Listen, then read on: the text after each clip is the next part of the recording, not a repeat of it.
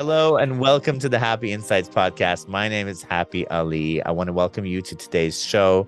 Today's show is going to be really special because we're going to be talking about two subjects that a lot of people don't think have anything in common, which is money and angels. And today they're going to come together because I have an amazing author. Her name is Corin Grillo. She's the author of Angel Wealth Magic and The Angel Experiment. She is a licensed psychotherapist, a visionary leader, and inspirational speaker. She is somebody I really wanted to have on the show because she's dedicated her life to sharing the life-changing gifts she's received while learning to work with the angels. And I really wanted to learn more about you. So thank you so much for coming on the show. It's such a pleasure to be here, Happy. Thanks for having me. It's so exciting because this topic is it's interesting because I just want to straight up come out and ask, what the heck are angels? Because we know of the religious definition of angels, but it's just there's so many different ideas of what an angel is. And what are angels? Can you just tell us? Yeah, well, angels are classically designated as messengers, and that's literally the translation. The Greek translated it from the Hebrew malach to angelos, and then they became angels in English, and so it means messenger. However, my work with angels kind of transcends religion, and the way that I view angels is that they have been here before organized religion um, came to be, and that all cultures around the world speak of benevolent beings that support humanity in a variety of ways, whether it's inspiring through the arts or agriculture. There's even cave paintings, with kind of interesting winged beings there. So if we look at it cross culturally, before our colonization, and we can, for me, I like to kind of honor all aspects of angels, all messengers, whether it's ancestors or angels specifically. But I like to kind of leave it open for people to just kind of acknowledge or know that it's okay to just know that there are some kind of messengers, some kind of benevolent beings. What they are and how you want to frame them and how you want to perceive them is totally up to the user, you know? I agree with you because if the world is made up of an incredible energies and beings that want to help us, obviously they started before organized religion because organized religion's only this old and the planet and the cosmos are a lot older. Right. Yeah. Yes, yes, yes. I mean, it's been a really incredible journey for me the more that I learn. And, I learned in reverse. I didn't learn through study. I had a miracle happen to me. And then I was like, oh, snap, like these kids, this is real. And I was a licensed psychotherapist, and I still am at the time. So I come from, just educated background, and then smack across the face, there's this miracle, and I cannot deny my own experience. Can you tell me more about the miracle? Sure, I write a lot about it. I write the full story kind of in my first book, The Angel Experiment. But the miracle happened at a time where I was so freaking depressed, just really burning the candle at both ends, and I struggled a lot with depression growing up. It really the primary prayer that I used to have was hoping that that day would be my last. So I was not someone that was religious. I've always kind of been interested in spiritual things. I was open to the idea, and I had some experiences when I was younger, but I hadn't really, made the connection. So yeah, I was just going through a really rough time, and a friend of mine bought me an angel reading and a healing, and she didn't know what I was going through, because back then I used to try and pretend like I was fine, even though I was like dying, crippling on the inside of massive depression.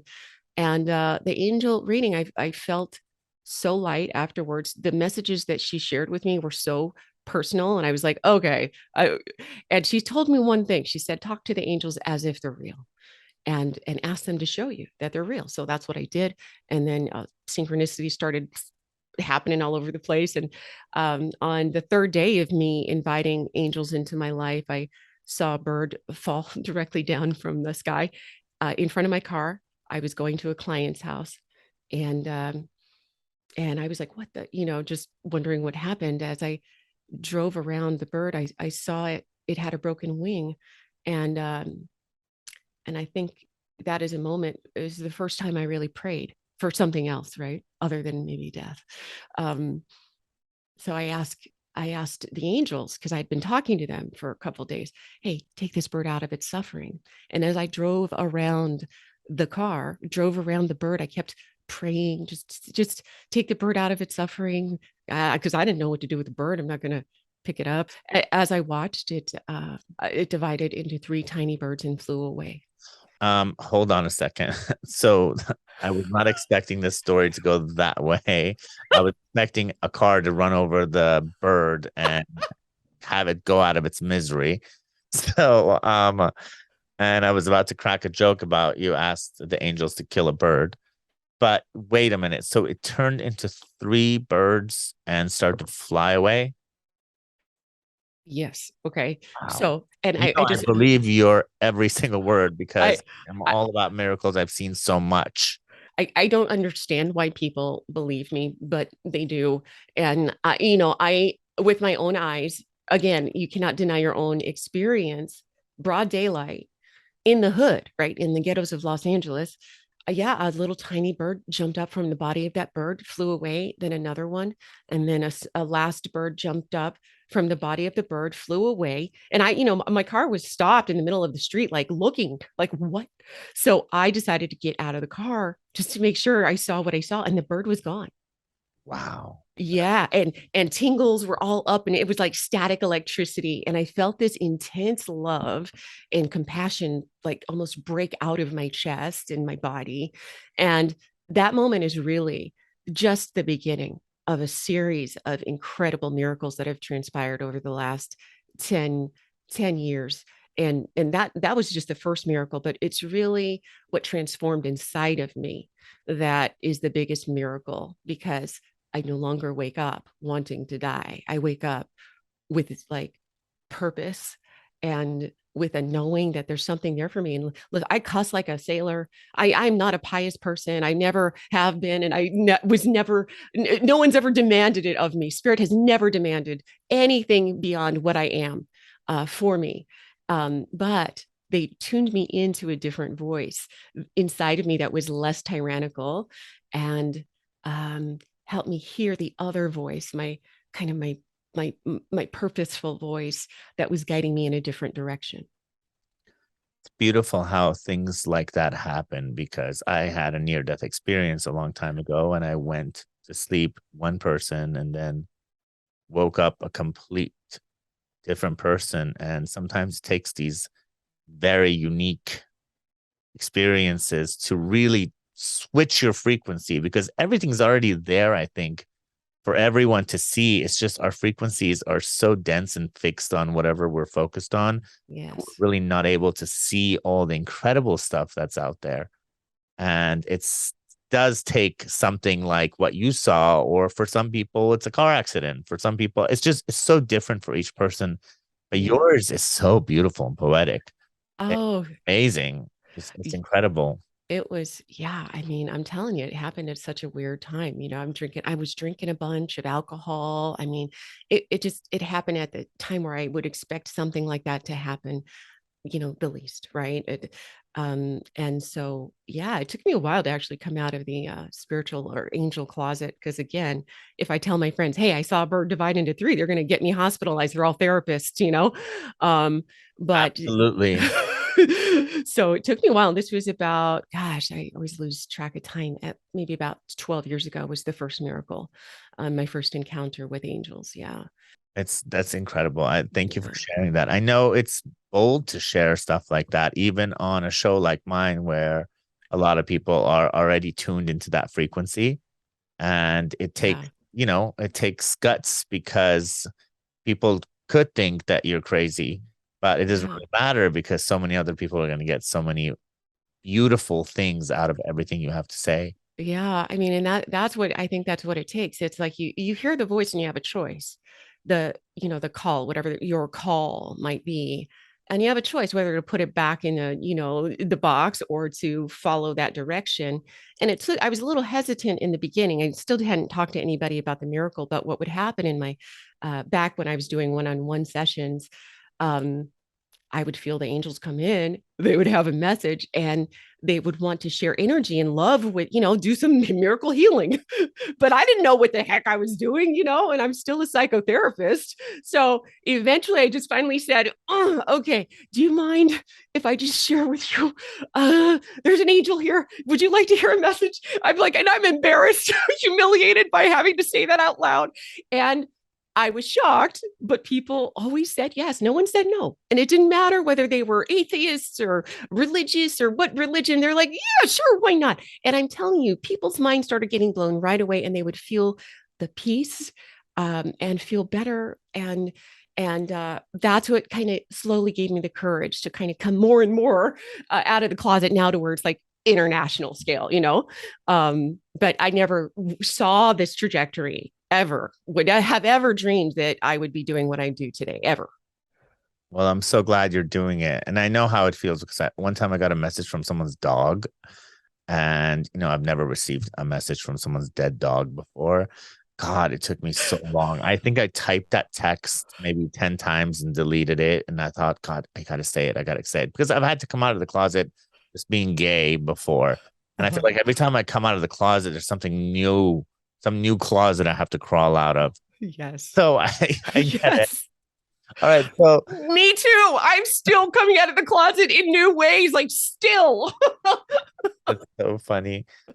Well, how did the angel concept become related to money to where I know you had your other book, but I really want to talk about your new book. And how did like angel and wealth come together? Because a lot of people would think that those things are separate, but how did they come together for you? Okay.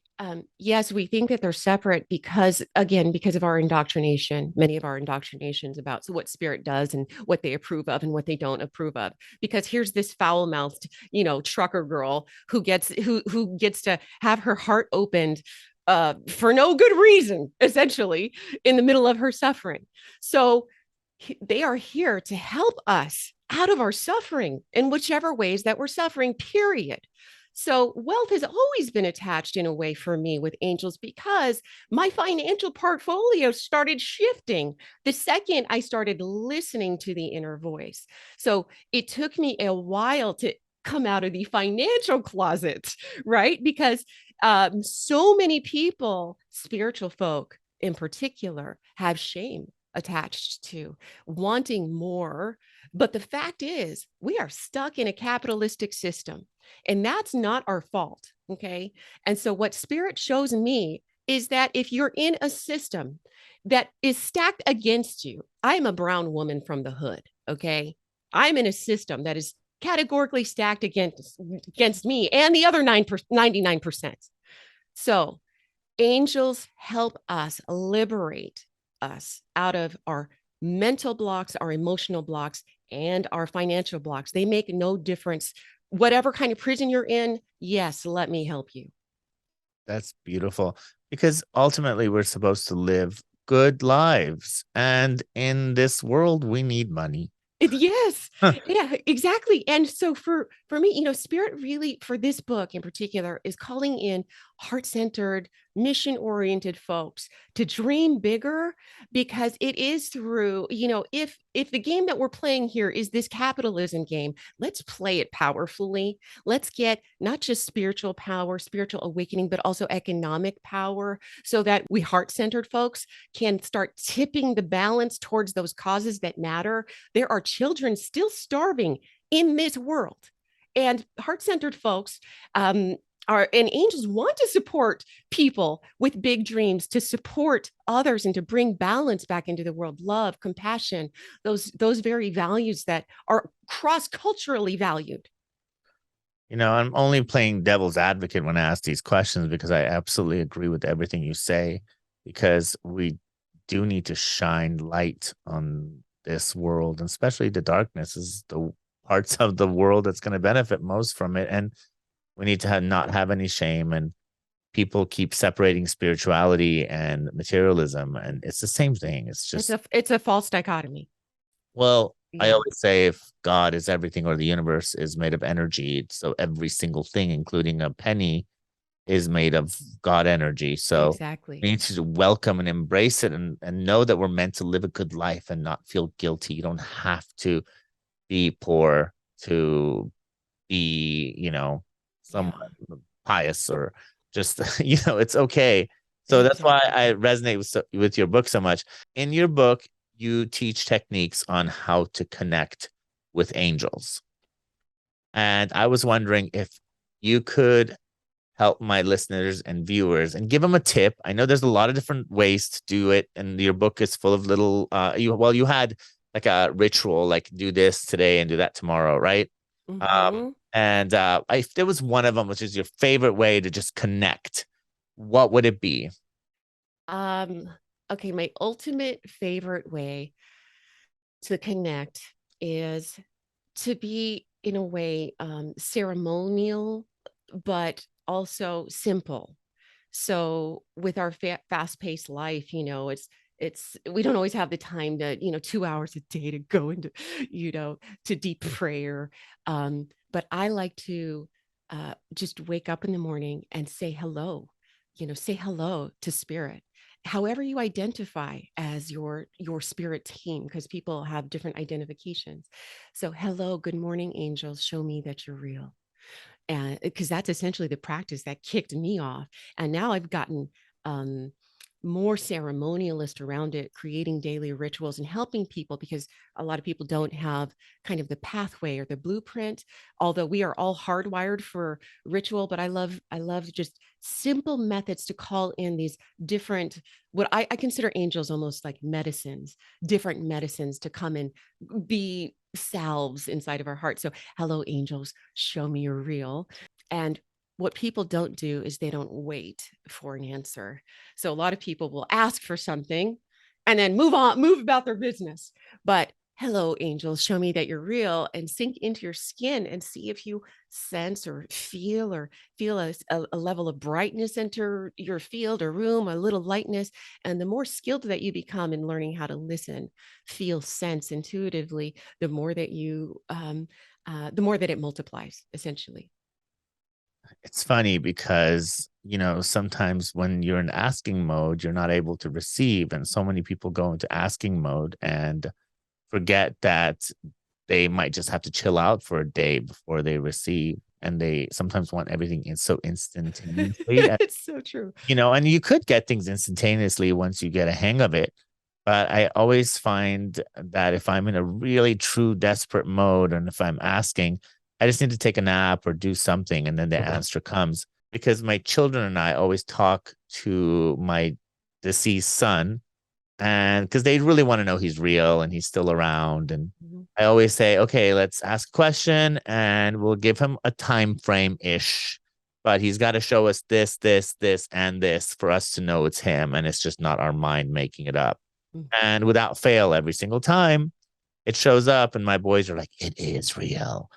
Or we do practice human magic where we say, okay, today we're gonna think of a purple heart, and we're gonna we hold each other's hands and do a little circle of prayer, and we ask for a purple heart, and then we test to see how long it takes for the purple heart to show up. Mm. And I know somebody would call it an angel, somebody would call it something else, but I know Mhm. that they're all in cahoots. All the non-physical energies are there. And I do love the fact that you honor the name angels and or the title, and you call upon them, because I think as soon as you name it, it's more powerful. The connection becomes a lot more direct to me. So that's just my opinion, and since it's my show. No. Well, you win. It's your show. You can do whatever you want. but, Happy. but I believe, you inspire me because I went about it the opposite way. I was very, very spiritual first, but to give it credibility, I studied psychology and got my degree. And because I thought, God, I need to know how both worlds think. And now I'm realizing I don't really care so much about the books and the stuff, even though I have my degrees. I want to move back towards where you are and where you're living. So you're an inspiration to me, And thank you so much, because my show's tagline is blurring the lines between spirituality and science, which I love, but I think I want to stay more on the spiritual, hence the reason you are here. And I don't really like having guests on my show too much. I like having like one guest and then a lot of just solo shows. But Mhm. I'm loving this experience with you right now. Make Oh, more guests on the show, because we're just, I think we're on the same page when it comes to everything you're talking about. So thank you, thank you, thank you. yes, thank you. That's wonderful. I wanted to ask you something about channel writing. Mhm. Is that something that you find is helpful? Well, people call it automatic writing, journal writing. Is that something you find that you like? Is that a preferred method of speaking to, angels? Yeah. Yes, I think it definitely helps us focus a little bit more. So if you want to deepen your practice in learning more about angels or really, any of your invisible allies, you can uh, work in that way with your physical body. And yeah, I love it. It's like journaling 2.0. It's next level, so we can access some really beautiful information, just by allowing ourselves to, in a way, believe that we are open conduits. And in fact, we are channeling something or other all the time. It's just a matter of which channel we're tuning into. And some of us are tuned into the dark channel, the paranoid channel, and some of us are, tuned into other channels. So with intention, you can tune into any channel. So you can tune into Archangel Mike. Hey, what's this Archangel Michael about? I've heard some rumors, and just, yeah, just asking, hey, what message do you have for me? Is so simple. And the reason why all of this is so simple is because it is, and we all are designed for this. And people have radical, magical, and miraculous experiences doing this work, and it's because it's real. It is. And by the way, I love the fact that you basically have the encyclopedia of angels in your book. You have the names and what they do and all of that stuff. So that's really cool. Just that alone is worth buying the book itself, because it's just like it was really good for me. I was like, oh, I took pictures of those pages and kind of kept it in my phone for emergencies. When you need to next level a moment. It's good. And angel numbers are a thing for me, because like I think I only see angel numbers. It feels like it's like Oh, it was the cool. nine and nines and 666. And today, like already I had like a series. So I love that. Um, Yeah. but let's get to a few more questions about your book. And I don't want to take up too much of your time. Um, One of the questions that I wanted to ask is, how do people know when they are trying to communicate with the angels that they're actually receiving messages from angels Yeah. Okay. and not making it up? Yeah, in the beginning, it sounds like total BS. It could feel like sense total BS. It takes practice. This is what I tell everyone, you have to practice. And to me, it's not about a belief system. It's about the proof is in the pudding, like you talk about with your son, right? It's an experiment. So my first book is called The Angel Experiment, to get people into the art and practice of experiential learning. I literally just 3 days ago found a channel writing that I did 11 years ago. And I was so shocked at the outcome, because at the time, this is 11 years ago, I thought it was total BS, but I was still called to kind of do it. And it was so accurate. I almost fell off my chair. So I'm saying in the beginning, it could be BS. It could feel like BS, but hold on to those dang notes, because it can be so profound.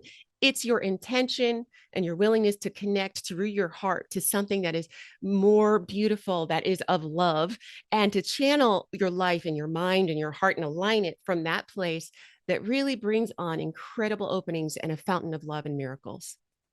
It's so well put. And to me, this is another one of the things that I believe, that we are, connected to angels. We are angels and God and everything in the body.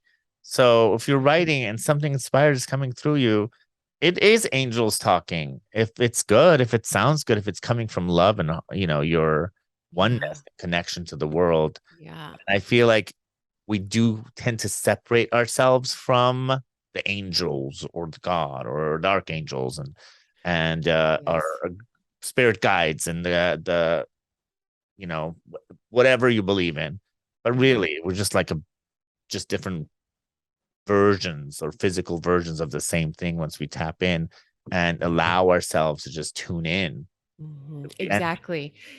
Exactly. Yeah, there's a practice in the wealth magic book called the quantum invocation, and that really is designed to help you access from inside of you, because there's no difference between outside and out inside. It's all a projection, anyways. So understanding that we are joined with all of it, and having the again, the intention to connect and link yourself with these beautiful, um, extraordinarily powerful energies. And here's the thing: a lot of people, when they think angels, they think light and fluffy. Okay, to me, it's not always light and fluffy. It's powerful. It's resilience on tap. It's like uh, it's like a weapon of mass awesomeness and love and miracles, right? But these are ancient practices. This is not woo woo for me. This is like life hacking at next level paces. do you know, I just learned about the word woo woo recently, and Yeah, you did. I didn't even know what it was because my life has been woo woo my whole life. I get, and nobody ever called it because people call it woo woo when they want to call it, oh, that thing. Mhm. It's like, oh, it's just, and I never even heard it. So I don't know how old it is. Is it a new term or has it been around for a long time? I don't know. I don't know, but I do hear it a lot because I'm in the playground that I'm in, and I'm like, what are you talking about? Like, this is, if you're not playing with the divine on some level, if you're not inviting them in to come and enlist their help, you are missing out on some serious magic and seriously our birthright. All of our ancestors knew how to do this stuff. All of our ancestors were doing something like this. I was working with a client recently that didn't choose me. It was their family member like forced me on them. And I was trying to explain this stuff. I said, tap into your inner knowing, do all this stuff. And she looked at me like I was crazy. And I thought, I'm not sure if I can work with you. But I still wanted to. And I was like, just do this experiment so you can see it. But you have to be open to it. And if you're not open, I guess it could be in your face and you could see it. I mean, it's like looking for your keys and they're right there and you can't see them. Which brings me to a question because I always think they're little fairies hiding the keys. There was a question that I saw that your publicist sent to me in case I was out of questions to ask. And usually I never refer to those, but I like this one a lot. And it said, what stops us from attracting our next level of wealth? Demons or ourselves? Or what is that? What are is there are there what are the things? So what are the things that are keeping us from just naturally attracting abundance? Yeah. I mean, there's lots of layers to that. Um, but because I talk a lot about angels, I've called them demons, the wealth demons. And sometimes these are demons that are inherited from our family system, from our DNA. And these demons can take on the form of uh, puppeting as self-doubt, right? And like I said, we are channeling one thing or the other all the time. And it's a matter of which voice that we want to live. So I think it helps people frame and really see which voice is speaking through me right now. Which voice am I going to listen to? Is it the angel on my shoulder or the demon on my shoulder? And we have choice. None of us are scot free of any of those voices. It's just a matter of what we choose. And would you go based on how you feel to know who you're choosing? Well, do you want to choose the self doubt or do you want to choose the dream? Do you want to choose the joy in the path of fun and party? That the thing that's going to expand your potential, your wisdom, your education, your whatever it is, or are you going to choose the path of contraction, of hiding, of paranoia? We have choice. So to me, the demons, the most powerful demons, as I work with, whether I'm working with CEOs, um, or whether I'm working with, or teaching classes and how to kind of optimize their joy essentially, or their health, or whatever it is we're working through, or their wealth in this case, or their businesses. What it goes deep. But some people, they want to go, oh yeah, oh Lord Satan is coming after and I'm just like, look, your biggest worry right now is right inside of you, okay? Because of all the people I've talked to, it's always the inner demons that punk them way more than any entity external.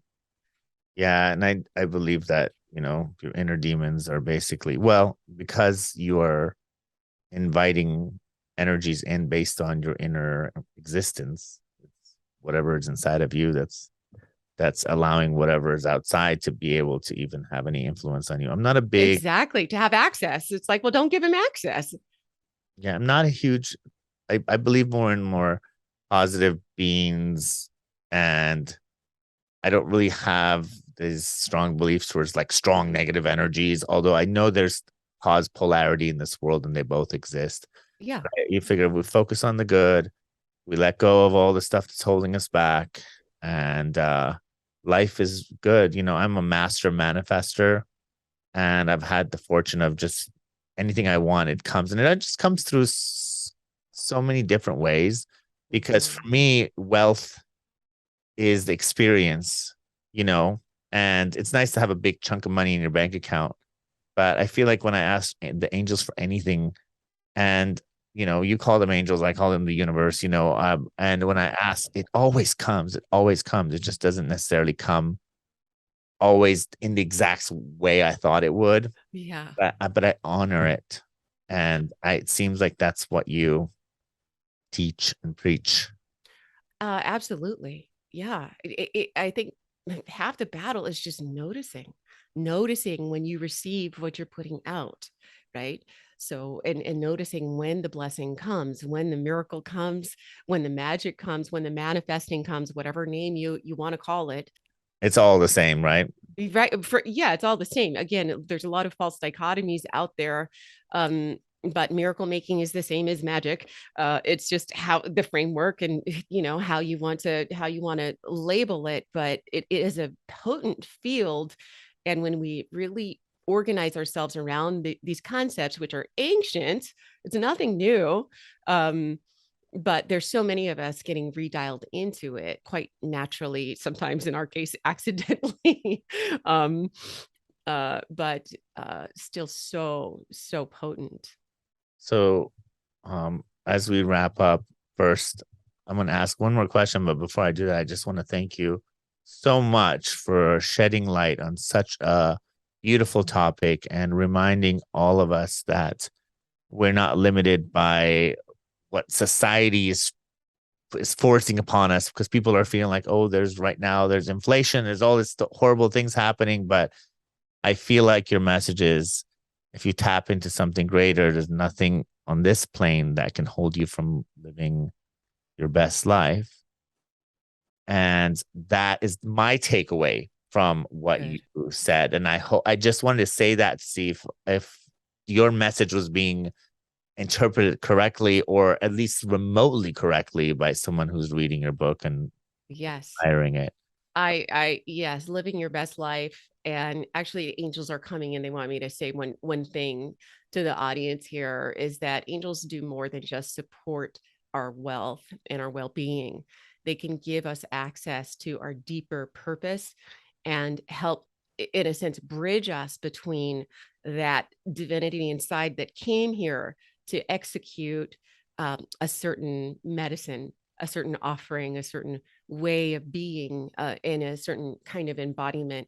So they're coming through for all of us, saying to reach past even the dream that you currently have, to allow a bigger dream to unfold and to surrender even more to the process. They're taking me from the head down into the heart. They say all the most beautiful wealth does come from the heart and from staying anchored in your heart. Wow, thank you for that. That was Yes. a real life, real time channeling from the divine. That is more than I could have asked for. And it just basically gets rid of my last question, which was, what do you want the readers to take away from the book? I think what you said was so profound and incredible. And thank you so much. Now, do you have an actual copy of your book? Because my copy is the manuscript. If you have it, show our audience. If you don't have it, I will show the manuscript. I don't, they sent it to my wrong address. So it's in the mail right now. So here is what I've got. Oh, okay. Uh, Yes. Angel Wealth Magic. Uh, And what is the release date? the 22nd of November. Of Yeah. November. Yes. And so 22nd of November. It Make sure you get the book. It's incredible. It's not going to look like this. I by the way, I love my job because I get these early manuscripts. Sneak Amazing. peeks. Thank you so much for being on my show, and thank you for um, bringing so much of yourself and so much of your wisdom and so much of your courage to not just me, but everyone listening and watching. I am forever grateful. Oh, thank you, Happy. Thank you. And I'm going to say the same to you. Your courage is well needed right now on this planet. So thank you for sharing your platform with me. Of course, thank you. And thank you to my listeners and viewers for being here, sharing your time with us. Make sure to write a review, let us know what you think, and be kind. Thank you. Have Yes. a beautiful day. Goodbye.